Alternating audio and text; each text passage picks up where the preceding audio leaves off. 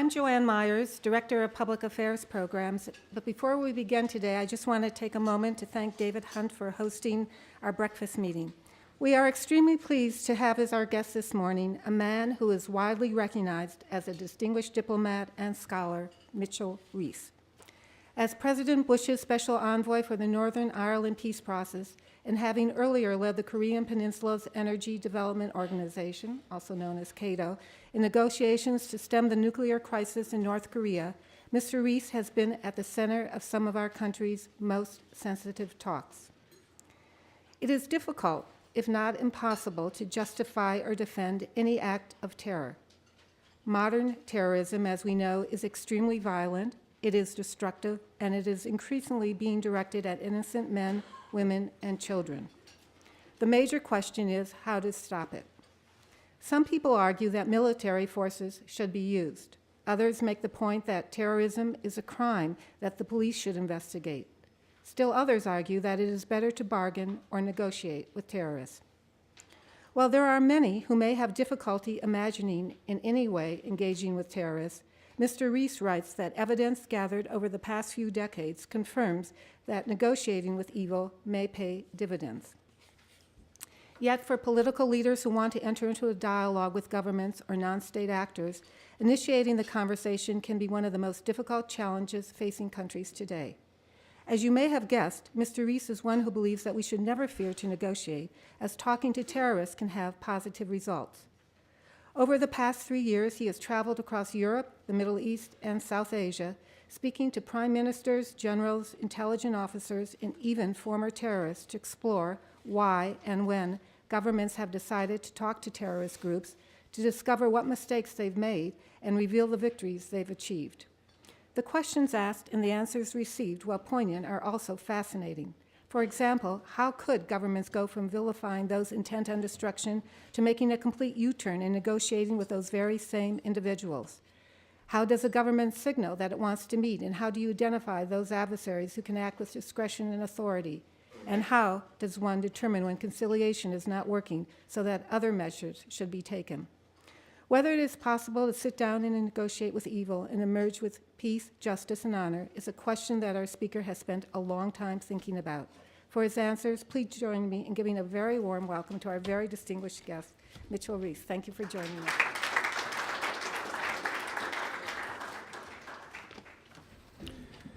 us. Thank you very much, Joanne, for that kind introduction. It's a pleasure to be here. I want to start this morning by talking about two anecdotes, really sharing two anecdotes with you from my experiences, as Joanne recounted, around the world for the last few years. The first took place over a negotiating table in Belfast. Across the table from me were three very senior officials of Sinn Féin, a political party closely associated with the Irish Republican Army, the IRA. In fact, these particular individuals were simultaneously three senior members of the IRA, but that day they were dressed in suits and they were representing political interests. In the course of the negotiations, one of the members of Sinn Féin believed that I had threatened his leader. And without any warning, he leaped out of his chair and across the table to strike me. At the last minute, the leader grabbed him by the belt and yanked him back into his seat before he could hit me. I, of course, being unspeakably brave, refused to flinch. But the reality was that it all happened so quickly that I didn't have time to react. But later, when I had time to reflect about this, there was a question, which is how far is the distance between the polished, well-tailored official that you're talking with and the underlying terrorist, the man who has done unspeakable harm to many individuals, many innocent individuals. And is it ever possible to really bridge that divide? Can you sit down and actually strike a deal with this individual, because the distance between those two is really rather short? Second anecdote takes place in Amman, Jordan. It's 2004. I'm traveling around the region trying to get a handle on what governments are thinking after the U.S. invasion of Iraq and how we perhaps can win more of their support. I'm meeting with a group of university students, about 20 or so, and in order to break the ice, I go around the table and I ask each of them if they could tell me their name, what they're majoring in at university, and what their life's ambitions are. And so we dutifully go around the room. We come to a young woman who's wearing a headscarf, completely fluent in English, only a hint of an accent. She's 21 years old. She's majoring in computer science, and her life's ambition is to get married, to have lots of children, and hope that they will grow up to become suicide bombers to kill lots of Jews. So I'm Jewish, and I'm sitting there, and I really am speechless. But before I can react, one of her classmates intervenes, and I think to myself, oh, good. Better that her classmate's correcter than me. And the classmate says, you don't mean that. You don't mean Jews. You mean Israelis. And she says, yes, thank you for clarifying that, and all the other students nod their heads around the room. So again, the question is, here's a young woman with an enormously bright future, and yet she has already at least begun to think in terms of destruction rather than hope, trying to seek revenge for the past rather than to build a better future. And again, how do you start to chip away at that mindset? And how do you meet with somebody like her across a negotiating table and try to see if you can reach a common ground to end the killing? So these were just two of the experiences over the last few years while I was serving in the government that got me thinking about this general topic, about talking to terrorists, and should you ever do it? And let's be very candid about it. There are many, many reasons not to do this. The most famous, of course, is that it smacks of appeasement. You are rewarding bad behavior. The touchstone that everybody uses is Munich. Nobody wants to be compared to Neville Chamberlain. There's also a question of legitimacy with a heavy overlay of morality. Our meeting with groups that have blood on their hands legitimizes them, it validates them, it raises them up to a place of moral equivalence with us, and that's something that you simply don't want to do.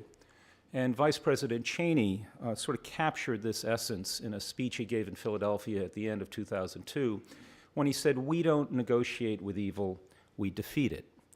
And hence the title of the book, Negotiating with Evil. But still, that's an argument that has some purchase.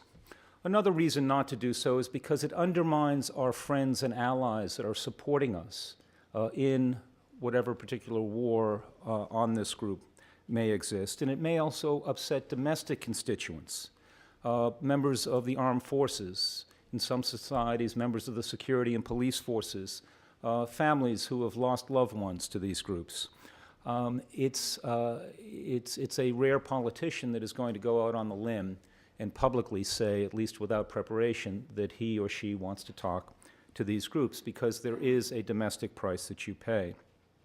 It's also possible that the groups aren't sincere. So you may want to talk to a terrorist group or an insurgent group, but they're just not genuinely interested in doing so. And this phenomenon is as old as history. In fact, Thucydides, in his History of the Peloponnesian Wars, talks about pretending to negotiate seriously so that you can gain time to regroup and reload. And then finally, it's also possible that you're simply too far apart. There is nothing to negotiate. The demands of a terrorist group are simply unacceptable, and they're non-negotiable in that sense. And for many people, the demands of Osama bin Laden and what he wants in terms of our exit from the Middle East and our no longer supporting our friends and allies in the region is simply a non-negotiable demand, and therefore there's no reason to sit down with him. But the point is that reluctance to engage with terrorist groups has a price. We may miss a chance in some circumstances to end a conflict. And if we can't end a conflict, we may miss a chance to gain greater insight by engaging with a terrorist group into its personalities, into its structure, into its organization, into its rivalries, into ways in which members of this group may be recruited and turned to our advantage. All this is a price that may be paid if you decide not to engage with these groups. But it seems clear, wherever you come out on this issue, that the price of not engaging with terrorist groups in the future is likely to increase, because terrorism trends, the arrows for terrorism trends, all point in the wrong directions as we look forward. There will be more terrorist groups in the future than in the past. One reason for that is simply demographic. 60% of all the people in the Middle East, 60% are below the age of 25. And terrorism is a young man's game. And if you combine this demographic bulge with a lot of the social and political pathologies throughout the Middle East, it's a toxic brew. Indeed, the National Intelligence Council, the CIA's in-house think tank, has talked about exactly this demographic bulge and its implications for terrorism in its last two reports on mapping the future. In addition, there are going to be more places for terrorist groups to gather and to scheme in the future than in the past.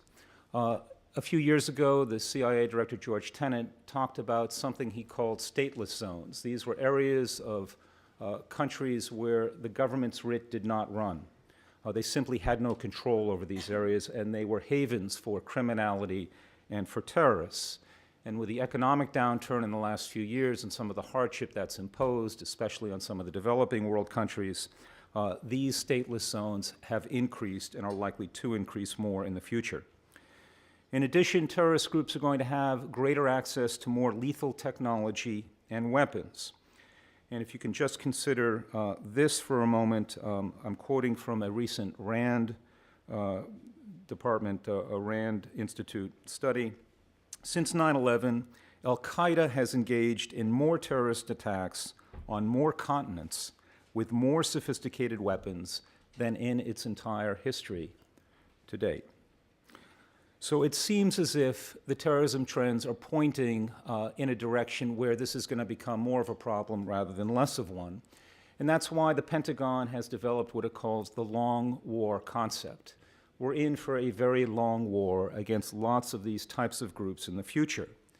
And then the bumper sticker answer to this long war challenge comes from General David Petraeus. And General Petraeus has said repeatedly and famously that you can't kill or capture your way out of an insurgency. And what he means by that is that at a certain point in time, you're going to have to talk. So there are good arguments that we need to think more deeply, more powerfully, and more comprehensively about whether to engage with terrorist groups, when to engage with them, and especially how to engage with them. And so what I've done in this book, Negotiating with Evil, is I've spent the last 3 years traveling around the world, as Joanne mentioned, meeting with a variety of individuals to try to get a better understanding of how we might do better in the future than we've done in the past. Because the reality is that governments have talked to terrorist groups in the past, but most of these negotiations have been in the shadows. It's very hard for the experiences to have been captured. Very rarely have they been memorialized, except perhaps in a few memoirs by some of the individuals. But there hasn't been any really comprehensive analysis of how have the governments done here.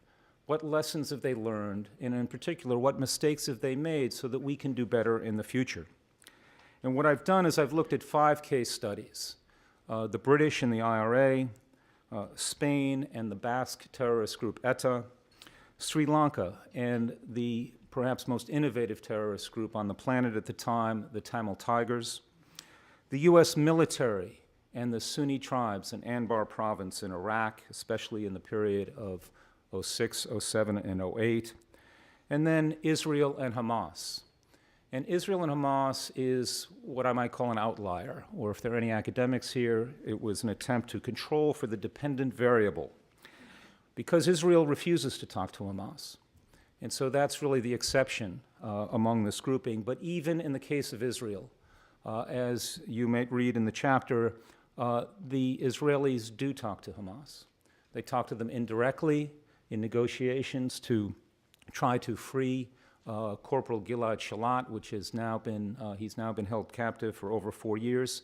but they also negotiate with Hamas over mundane things such as sewage, water, health issues, particularly avian flu and the like, as it impacts Gaza and may impact Israel. So at a certain level, on non-political, very pragmatic things, there is a dialogue. At a higher level, there's an indirect negotiation over Corporal Shalit. And what I've tried to do is to understand the histories of each of these negotiations, and then to distill some lessons that might help us in the future. In particular, might help us today in understanding and carving out a way forward in Afghanistan. Let me share some of these lessons with you before I open it up to questions. I think one of the lessons right off the top is that it's not always hard to decide whether to talk to terrorists or not. In many cases, it's actually quite easy. And the reason for this is that some terrorist groups are simply irreconcilable. They have maximalist, millenarian, or nihilist goals. There is nothing to negotiate with them. It's a zero-sum game for them. They're not willing to compromise, and therefore there's really no reason to engage them. This, sadly, has been Spain's example with the Basque terrorist group ETA, and it was, at the end of the day, Sri Lanka's experience with the Tamil Tiger leader, Prabhakaran. Then there's another group, what might be called the reconcilables. These are groups that signal that they want to compromise, that they're open or willing to negotiate. And again, that's not really a very hard call. They're telling you that they want to talk. You can test that proposition by actually meeting with them. But then there's that third group, the groups that fall somewhere in between, the irreconcilable and the reconcilable. These are the tough calls. It may be that on a Tuesday they're signaling that they want to talk to you, but on a Thursday they're going to set off a bomb that's going to blow up a security official. It could be that some members of the group are interested in negotiating, but that other factions inside the organization are absolutely opposed to it. How do you tell? These are tough calls. And again, a couple of examples where this proposition was tested and it proved that you could move this group into the reconcilable category were the British and the IRA and the US military and members of the Sunni tribes in Anbar. Again, very, very hard calls. A second lesson is that engagement is war by other means. With apologies to Clausewitz, engagement is war by other means. You cannot win at the negotiating table what you can't defend on the battlefield. And what this means really is that you need leverage. Terrorist groups have no incentive to come to the negotiating table if they don't think that our side is winning, that they're losing, or if you remove all hope from their ultimate victory. If you remove all hope by demonstrating that you have the stamina, you have the determination to slog it out for as long as it takes. And this, of course, is a very hard political message to be able to convey, and it's probably even harder if the terrorist group is religiously motivated, because they're taking their orders from God, and God doesn't compromise. But we know in some cases that it is possible to demonstrate this type of resolve, but it's not easy. And one of the examples in the book is that it took the British over 10 to 15 years to be able to demonstrate to the IRA that it was not going to leave Northern Ireland. The IRA believed that it called one more big push was all that it would take to raise the political costs to the British to leave the North. Not that they could ever defeat the British military on the streets of Belfast or Derry, but simply it would be too politically painful for the British to stay. And it took the British, as I said, almost 15 years to disabuse the IRA leadership of that. And there's a wonderful quote in the book from Jerry Adams, when I interviewed him in 2009, in which he said, "We were looking at war for another 30 or 40 years, and I didn't want to do that." Okay? But until you are able to change that mentality, that mindset, you're going to have a conflict. Another lesson is that it still may be worth talking with the terrorist groups, even if there is no hope of a deal. And this may seem counterintuitive, but in fact, it's a different animal altogether. You're not talking about a negotiation here. You're talking about a counterintelligence operation. And again, the ability to sit down with these men, and they're almost always men, to sit down with them, to take their measure, to see if there's any fractures within the organization, to understand better the personal relationships, to be able to recruit and turn them to your side is invaluable. And you can do both simultaneously. They're not mutually exclusive necessarily. And again, the British were quite good at this. By the early 1990s, many of the IRA's operations were stillborn because the British intelligence services had infiltrated the IRA so massively. Indeed, the number 3 official of the IRA was on the British payroll, and the head of counterintelligence for the IRA was on the British payroll. So they were very successful, but it took them almost 2 decades to get to that point. One of my favorite examples has to do with Spain and ETA. Again, it took a while to get this negotiation set up, but in the mid to late 1980s, the Spanish and the Basque terrorist group ETA met in Algiers and in Algeria.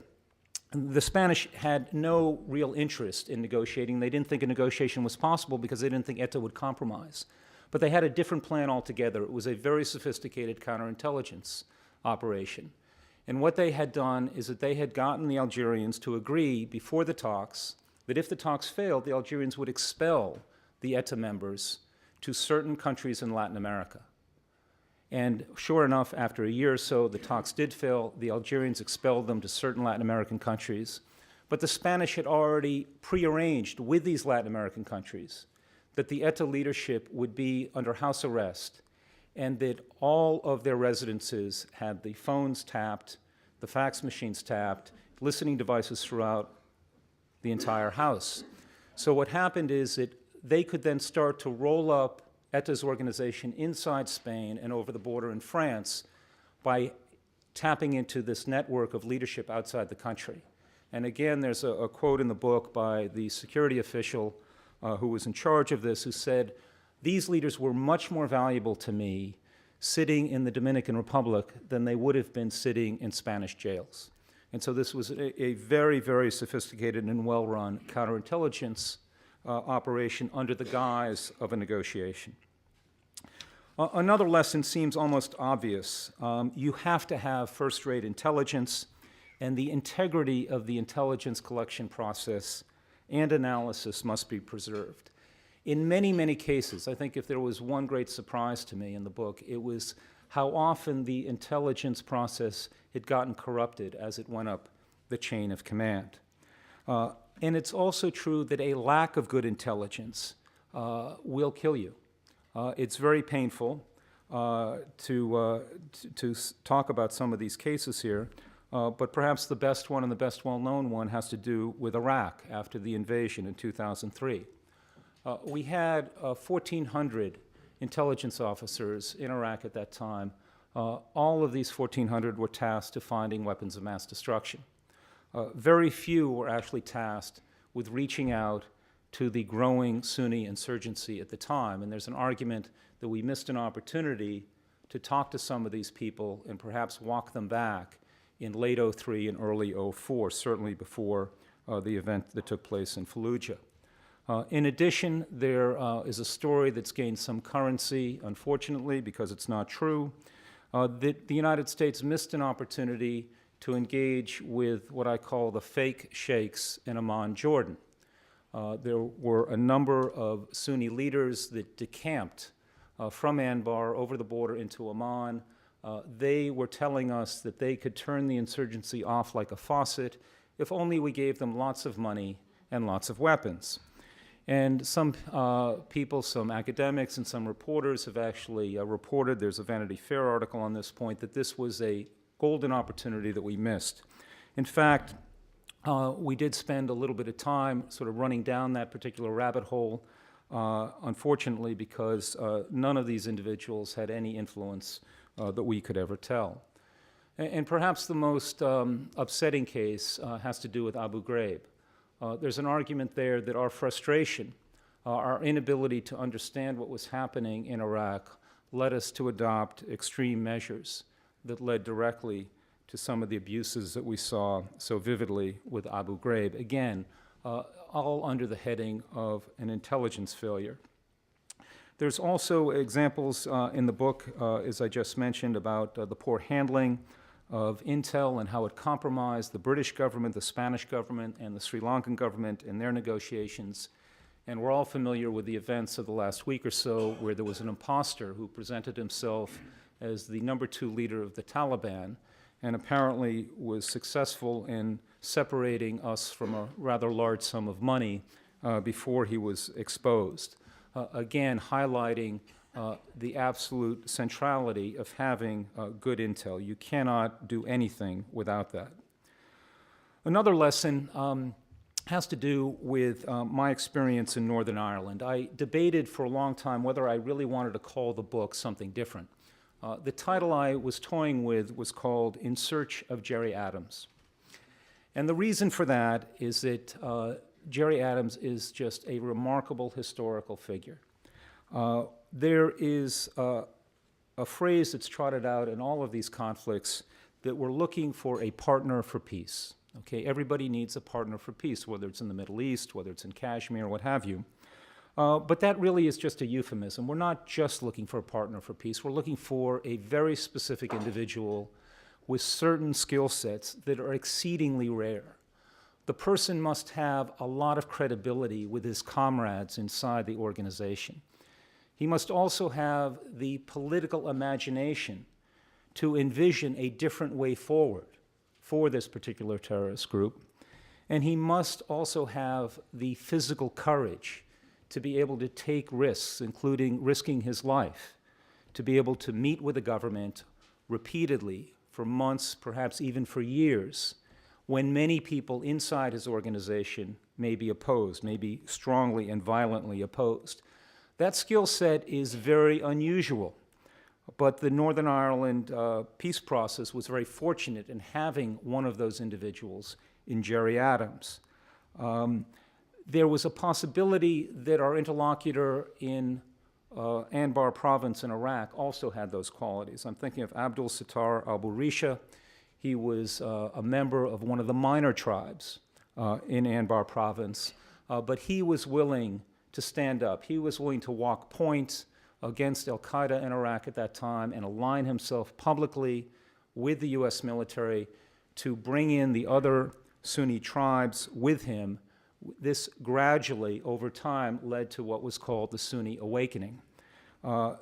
Less than a year after the Sunni Awakening was announced in his house, he was assassinated by al-Qaeda. So again, it's possible that he had this, but he had these qualities, but it also highlights how rare it is for these individuals to bubble up, and then the difficulty of keeping them alive long enough so that they can make a difference. Just a few more to share with you before questions.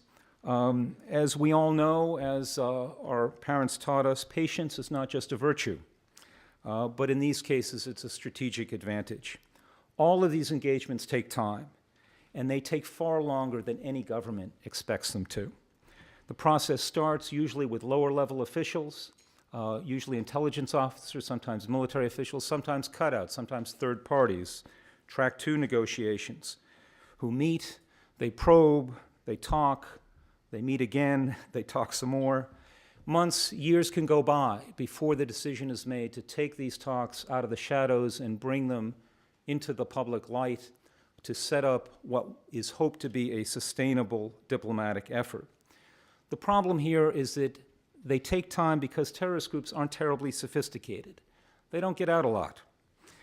They're also very, very anxious about engagement for some of the reasons that I mentioned before. It's not clear that these terrorist groups are monoliths. In fact, we know that they're not. There's factions within them. People have different motives for joining these groups. It could be that factions are violently opposed, as I said, to these types of engagements. And again, this leads to some rookie mistakes. One of my favorite was at one of the first engagements that the IRA had with the British government. The IRA brought a lawyer along with them to examine the credentials of the British intelligence officers to make sure that they were really who they said they were. I recounted this a year or so ago to Martin McGuinness, one of the senior members of the IRA, now a senior official in Northern Ireland. And as I was talking about, you did this wrong, you did that wrong, and he interrupted me and he sort of said plaintively, I was only 22 at the time. And he was absolutely right. He was only 22 at the time. And the IRA hadn't been talking to the British in this manner for 50 years, not since Michael Collins. None of them had any experience. And this, in fact, is par for the course. It's not that they're not smart, because many of them are extraordinarily smart, but they don't tend to be sophisticated, at least not in the terms of the rules of a formal negotiation. And it's also possible that many of these groups have a very shallow talent pool. As I mentioned, there's only one Jerry Adams. It's unclear who that figure might be for the Taliban, if that person exists at all. And what this means is not only is it hard to identify these individuals, but it's almost impossible to do what some of my academic colleagues love to do, which is to group all the grievances together, call it a grand bargain, and say, let's just put it on the table, get it all out there and have them agree. Very, very hard for these groups to assimilate and to address so many different issues simultaneously. It's convenient for us to propose it, but in practice, it's quite difficult. And again, to show how difficult it is, in Northern Ireland, it took the British almost 25 years to get the IRA into a sustainable diplomatic framework, and it took the Spanish almost as long to do that with ETA. The one with ETA fell apart in a year and a half. So you have to have patience, you have to have persistence. And the final lesson, and perhaps it's appropriate that it be the final lesson here at the Carnegie Council, has to do with the ethics of talking to these individuals. The morality. Every single person I interviewed across the globe, the last question I asked them was, what do you think about sitting down with people who have so much blood on their hands? And the answers really ranged across the spectrum, from some people saying you should never do it. The only thing I want to do to terrorists is kill them. To other people who actually were quite conflicted, but also quite reflective about the ethical price that you have to pay in order to do this. And the last part of the book talks about the ethics of doing this with some of the sentiments along the following lines. I can't turn back the clock. I can't change the past. I can't stop the last person from being killed. All I can do is stop the next person from being killed if I'm lucky. And so it's almost a utilitarian argument, the greatest good for the greatest number. But again, I think if you're not conflicted, if you don't have a heavy heart when you meet with some of these individuals, then you're really misunderstanding what the nature of your charge is, because there is an ethical price that you pay. The only question is, at the end of the day, if you do it right, if you're fortunate, if you set it up, structure it correctly, then that price is worth it, because you may have a shot at ending a terrorist conflict, and that would make it worthwhile. Thank you very much. Happy to take questions.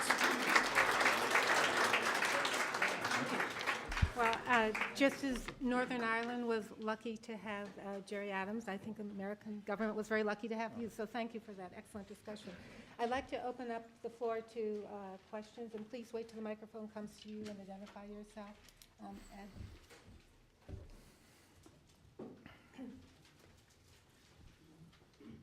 Thank you, Edward Marshner. Thank you very much for a very cogent and well-organized, well-reasoned presentation. I noticed, or maybe I was looking for, a theme through your talk that seemed to put greater hope in diplomacy and what I would call crime-fighting approach to terrorism, rather than the military approach. The war on terrorism notion you touched on very early, but then you moved quite firmly away from. And I wonder if you would address the utility or danger of rhetoric invoking the military, and whether, putting aside the actual use of the military for intelligence and so forth, but the rhetoric of military approaches to terrorism. Oh. Well, I don't think I have much trouble with a military approach to certain terrorist groups. As I said, I think that some are irreconcilable, and that we're deluding ourselves if we think we can sit down and talk to them. In those cases, it's capturing or killing them. I think you're actually talking about a slightly different issue, and it's one that I have thought quite a bit about, which is how do political leaders explain these issues to their people? And one of the examples that I spent quite a bit of time with was Margaret Thatcher. And I talked to all of her senior officials about her relationship with the IRA. And we all know, of course, that the IRA tried to assassinate her. They killed some of her friends, Lord Mountbatten, among others. But even Margaret Thatcher authorized her officials to engage with the IRA. One of the sitting officials now in the security forces, when this topic came up, said that it's dangerous for politicians to overload the political space by demonizing the group if you think that you may have to make a U-turn and actually talk to them. And he thought that Thatcher was guilty of that, that it made it more difficult to engage with the IRA. And in fact, there was a decade during the 1980s,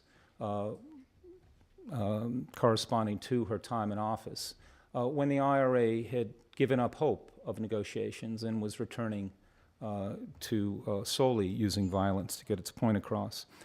So there are some problems. On the other hand, nobody is going to defend what terrorists do. It's despicable. It's a fine line between how far do you demonize this group and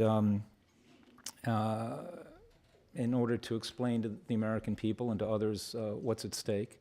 If I can sort of try to capture, I think, another aspect of your question, my sense today is that we have not fulfilled our obligation properly to come up with a system where we can prosecute these individuals under what I think should be a hybrid. It's not solely a military campaign. It's certainly not solely a criminal act. It's some combination of the two. And there's a fellow at the Brookings Institution, Benjamin Wittes, who's written what I think is the best book on this, and he calls for a special set of courts with new legislation that will actually marry up the two in a way that will defend our constitutional liberties, but also make us more effective in this fight. It's a pretty sorry indictment of our Congress that we're coming up to the 10th year since 9/11, and we really don't have a legal framework for dealing what is a new threat out there. So I think that the rhetoric, I think politicians are always going to be tempted to use it. Again, that's understandable.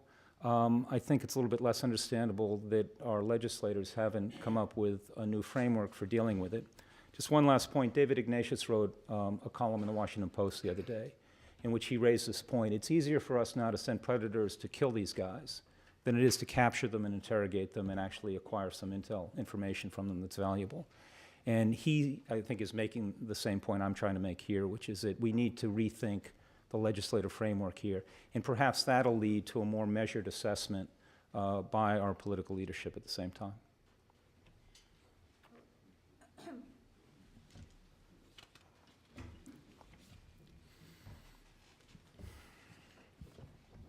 Good morning. Philip Schlissel.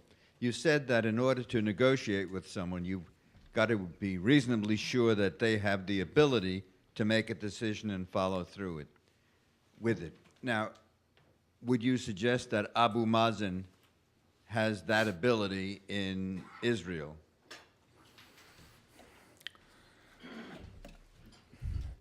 Well, the problem there is that he has the ability to deliver some, but not all, of the Palestinian national movement. And so there you have it. You know, can you cut a deal with him? Can it stick? Well, maybe, but it gets you something, but it doesn't get you everything that you might wish for. So the Palestinians have a civil war. It's on the low boil right now, but they have a civil war that's going on. And that makes it very difficult for the Israeli government, for us, for the quartet members, to be able to move forward. It doesn't make it impossible, but it certainly makes it more of a challenge. First of all, thank you very much, and I thought all your points about talking in many circumstances are well taken. I'm interested in your comment on designation of groups as terrorists. The example that comes to mind is that Nelson Mandela and Oliver Tambo were designated by the United States government as terrorists at one point. And of course, he then won a Nobel Prize. This was many years later. This was pointed out in my class at Columbia yesterday. So, and of course, a totally different example, the United States for many, many years would not negotiate with the PLO because it was a terrorist organization. The United States, of course, covertly did, but the real negotiation was through the Norwegians. So the United States did not really negotiate what became the Oslo Peace Agreement and the opening to the negotiations later on that happened in the 90s. So I'm wondering if you could comment on whether the designation of a terrorist is sometimes very politicized. I mean, I think in some cases it's very pretty clear, Al-Qaeda, I don't think there's a big argument. But if I give you the ANC example, that is the Mandela and Tomboy example, Sure. if you could comment on how it was appropriate or inappropriate to designate one or another individual as a terrorist and the consequences of that. Well, let's sort of revisit some of that history. Andy Young lost his job during the Carter administration by talking with the PLO, unauthorized. A few years later, the Clinton administration was sitting down in Amman, Jordan with Hamas in 1993, trying to get them to join the peace process. I don't have a problem designating these individuals as terrorists. I think in most cases they've earned it. I think that there is some value in having a little bit of moral clarity here, but that doesn't necessarily preclude you from talking to them at the same time if you determine it's in our national interest to do so. A recent case that pains me to mention has to do with removing North Korea from the terrorism list. We did this a few years ago in the latter stages of the Bush administration. It wasn't clear that North Korea deserved to be removed from this list. It was politicized, and I don't think it was helpful. You know, that's just inevitable. It's politics. You're going to have some politicization of it. But I don't think that it's as debilitating. I don't think it's as paralyzing as perhaps your question suggests. I think you can call these guys all sorts of names, and you can still sit down and talk to them. It's fine.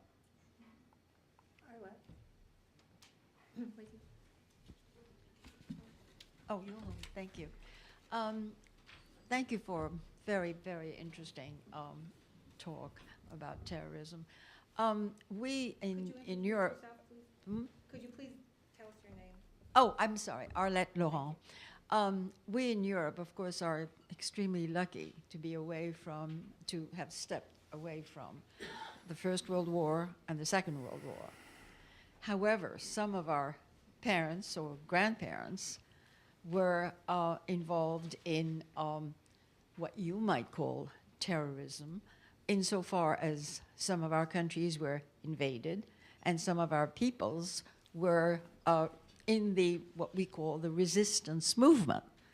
Now, those would have been called, in today's words, terrorists. They were defending their land.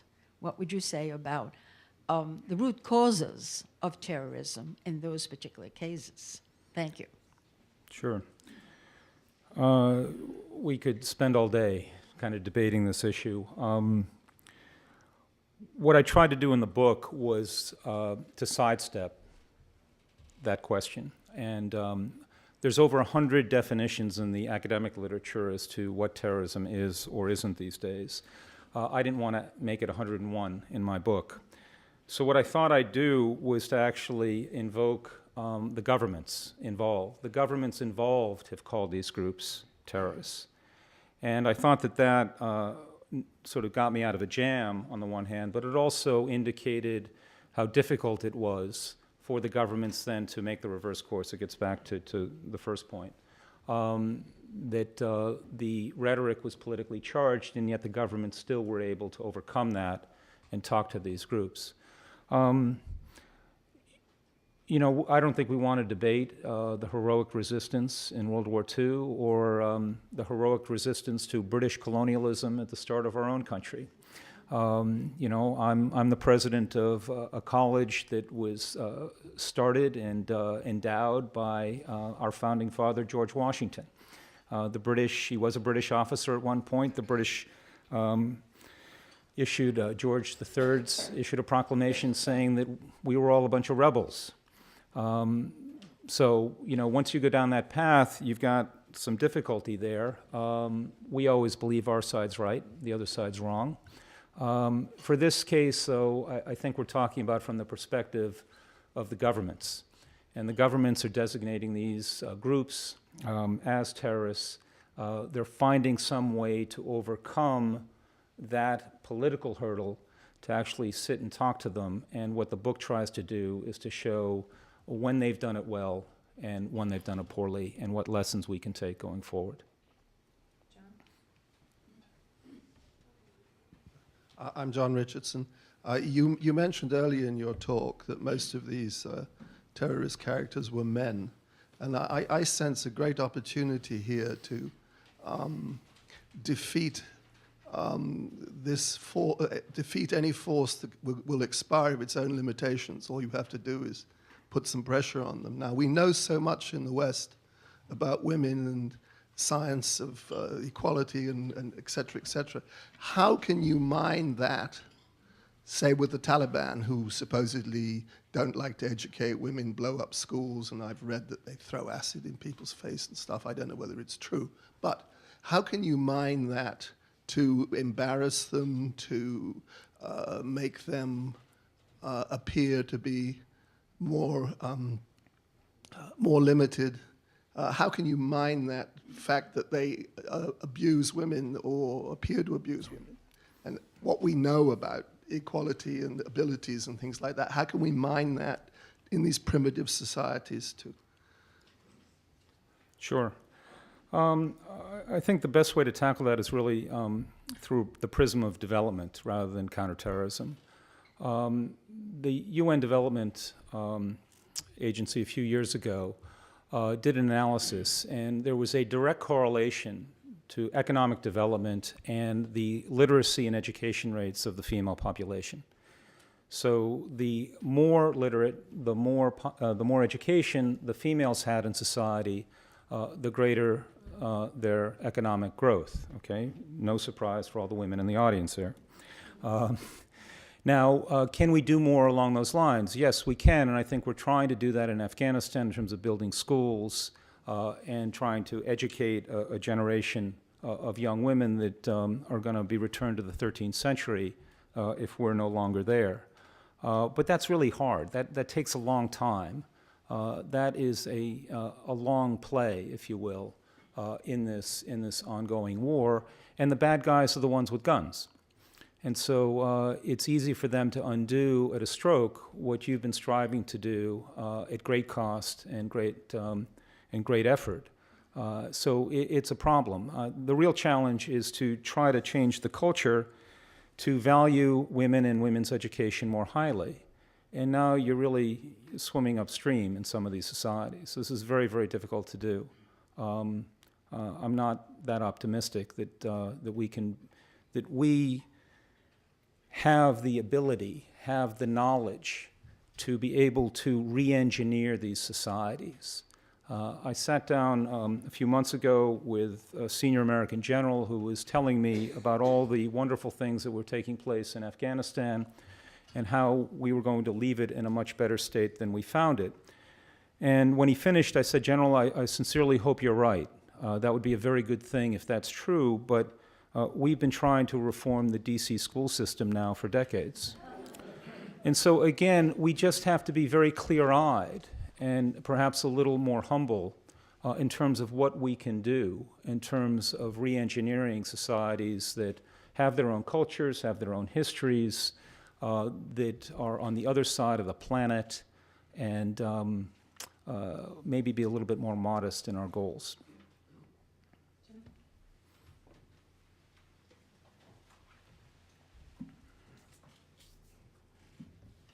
Jim Starkman. First of all, if called upon, would you be willing to serve as a national security advisor to the President of the United States, whoever he might be? And secondly, how would you characterize the link between negotiations and nation building, both from within or without around the world? Okay, I've got a great job now. I'm really happy. President of Washington College, terrific job. Thank you very much.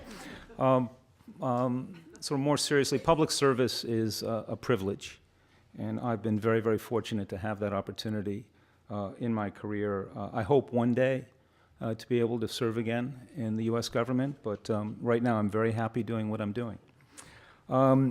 In terms of the relationship between negotiating and nation building, I'm not quite sure I understand. Well, how would you describe the link between them? Is one a necessary precursor to nation building, both, particularly from without? The United States has certainly been active in nation building around the world. And negotiating with terrorist groups. Mm-hmm. Okay.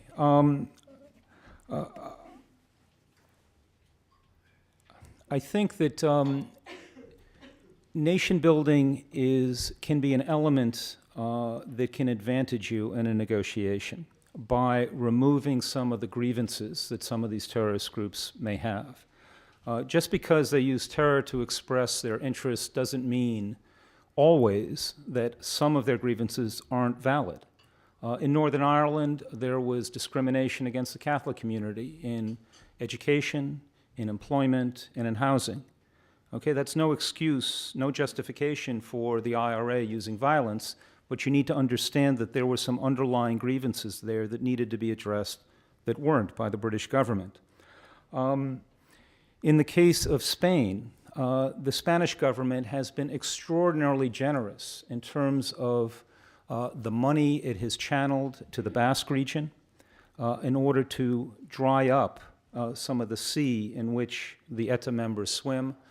It has given the Basque region far greater autonomy than any other region of Spain, again, in order to address some of the sentiments for Basque nationalism. So these are all parts of what can form the context for negotiation, and they can be quite helpful. Susan?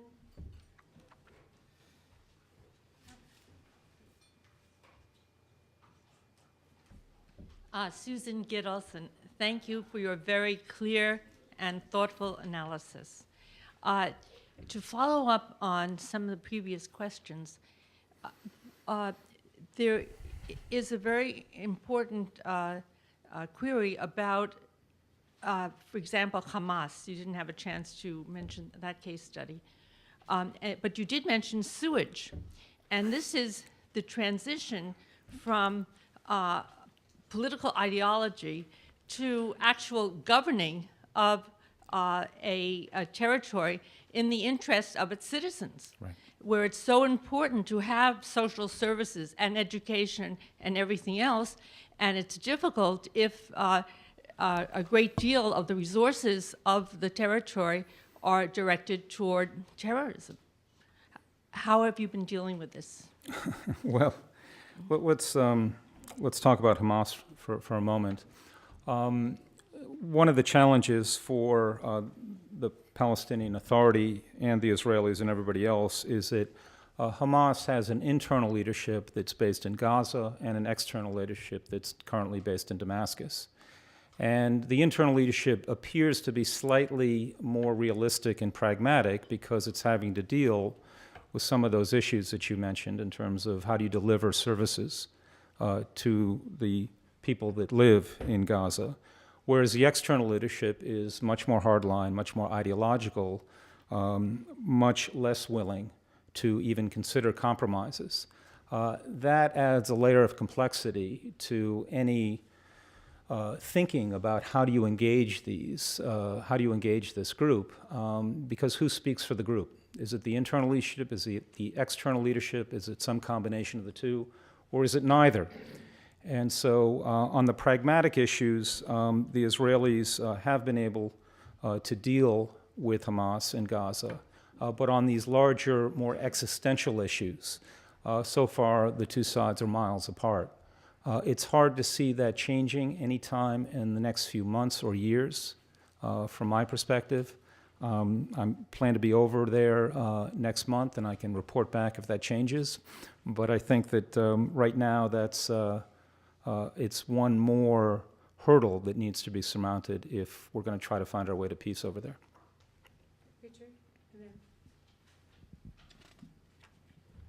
Richard Valcourt, International Journal of Intelligence. Can you discuss a little bit the impact of these WikiLeaks on negotiations Yeah. at this point? That's great. Well, I was quoted in Foreign Policy as saying that I actually didn't think that these were going to have a great impact.